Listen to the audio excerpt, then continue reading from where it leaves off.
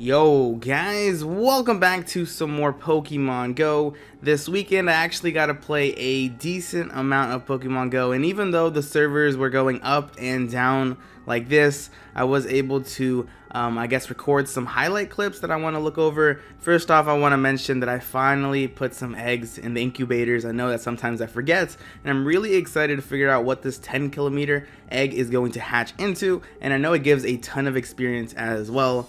But speaking of eggs, I was actually able to hatch my first egg here. It was only a 2-kilometer egg, I believe, so it wasn't anything too crazy. But if you guys have gotten anything good out of these eggs, let me know down below. The Caterpie is pretty adorable, at least.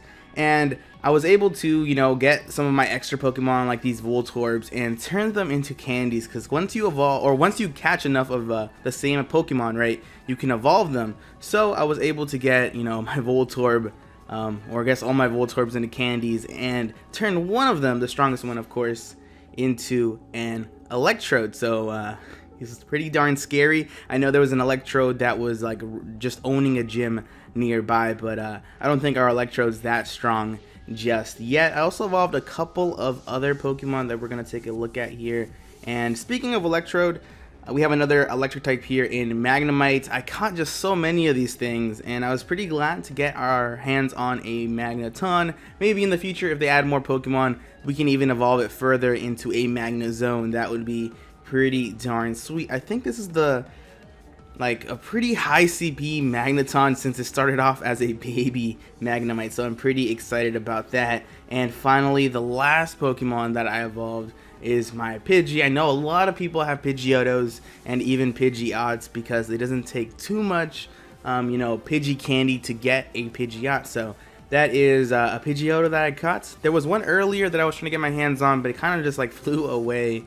It pretty much trolled me pretty hard, but when I actually went back to my apartment, my girlfriend was playing Pokemon Go as well and was like, yo, there's this thing nearby and I don't know what it is. So I took a look at it and I was like, yo, that is a Poliwrath.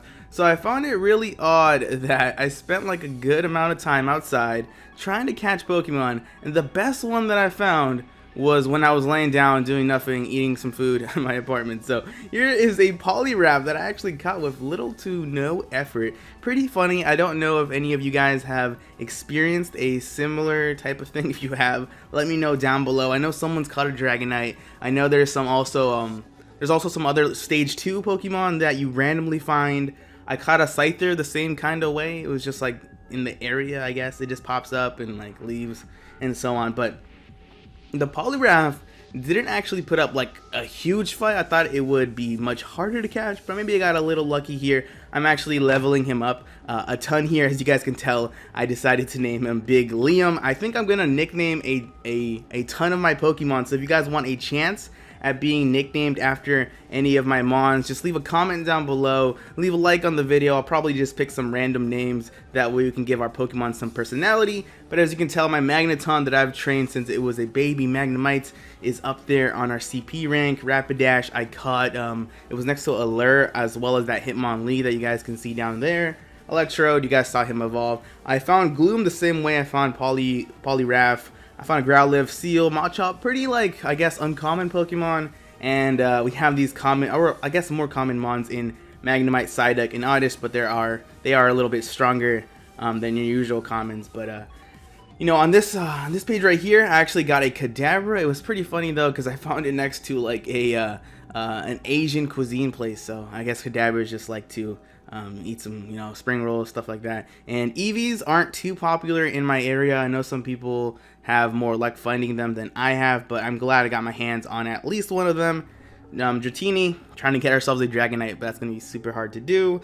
Clefairy, Fearow, Nidorino, Pidgeotto, Krabby, Meowth, Sandshrew, so adorable. Ekans, and that's the Scyther I mentioned earlier. I'm trying to get more Pokemon to add to our collection, and I'm slowly getting there, as you guys can tell. Some Pokemon that I'm having trouble finding are like Grimers, like Machoke, stuff like that is popping up and always disappearing for me at least.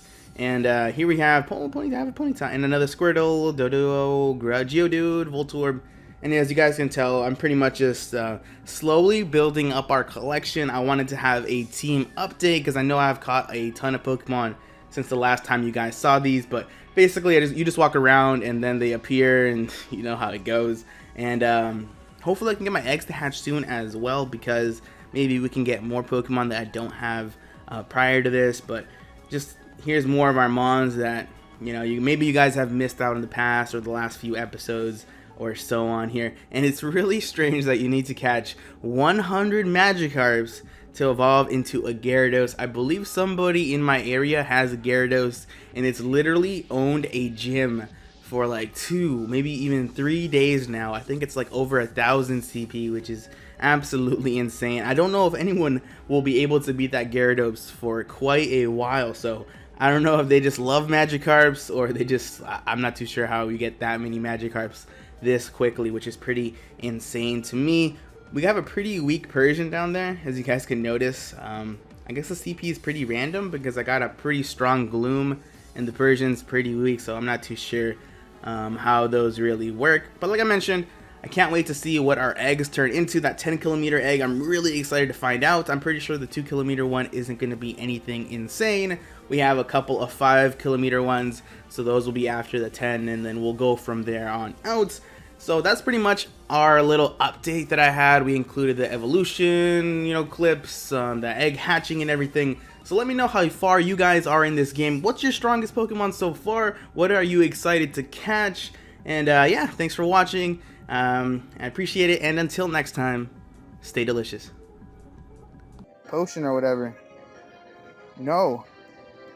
We have this. We need one more hit. No. Voltorb. Voltorb, buddy. Yo, we just got absolutely wrecked.